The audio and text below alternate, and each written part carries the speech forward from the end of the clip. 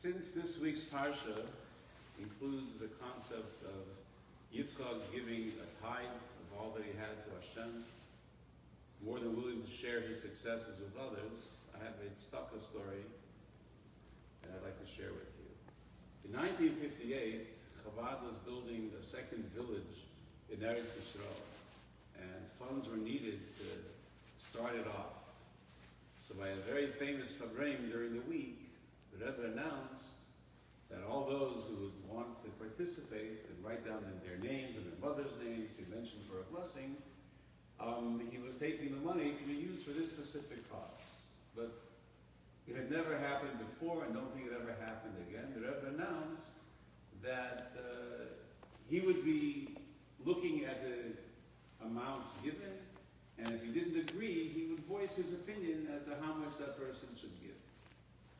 There was a chassid from Russia who had come to America not long before that, lived in New Haven, was present at that Fabreim. His name was Reb David Deitch. And he kind of looked for bargains to, buy cheap, sell a little bit less cheap. He didn't really have much of a business going. He was a fairly recent immigrant to the States.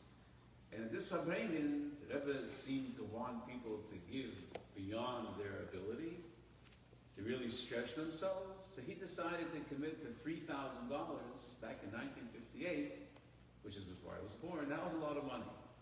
And he didn't have the money, but he could commit to that much. When the Rebbe looked at his note and looked at his amount, the Rebbe said he doesn't agree. He wants it to give 10 times as much, $30,000. $30,000 in 1958 was an enormous amount of money. Well, this Russian chassid wasn't fazed, and after Shabbos, he went back to New Haven, and he went to his bank. He needs to borrow $30,000.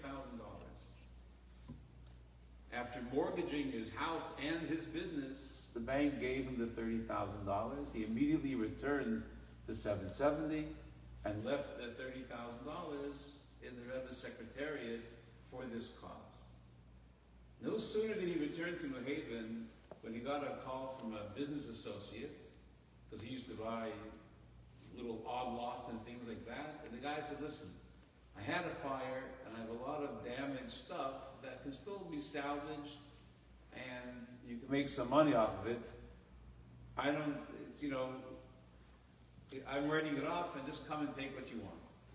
So Reb David came in his car, he filled up his car, he went back home with it, and he figured he'll make a few bucks. The guy calls him back the next day and says, I really need to get rid of it, I need the place to buy new material, to put new material, please take more.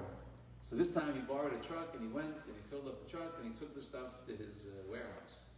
The next day the guy calls him back and says, please, come and take everything, I need the space. So he rented a tractor trailer, whatever, a humongous truck, emptied out the entire warehouse of this burnt merchandise, and within a week or two he found a buyer. And he sold it for $90,000. This material, I think was plastics, that he had received for free, he sold it for $90,000. He took the money and paid back his loan of $30,000 to the bank, drove back to New York, and presented the Rebbe's office and said, here's $60,000, this is the Rebbe's money. This is like a business deal from heaven, I had nothing to do with it. This is obviously meant for the Rebbe. And the Rebbe's response was, take the money, let's be partners, invest it in a new business, and from this, a company known as Deitch Plastics was born. It became millionaires, extremely, extremely generous, and in fact, some maybe 40 years ago, when Rabbi and Mrs. Groner came to Charlotte, and the Rebbe had instructed them to build a mikveh right away, so people should know a mikveh is an important part of Jewish life.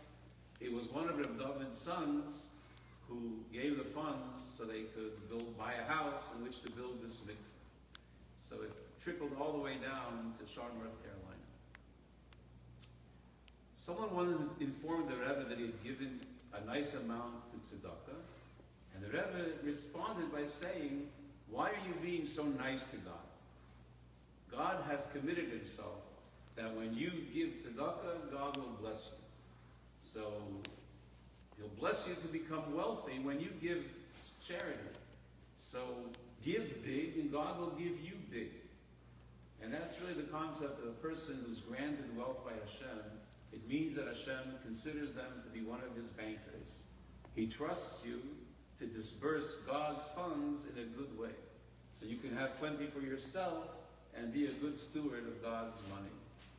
Have a good week. Let's be good bankers.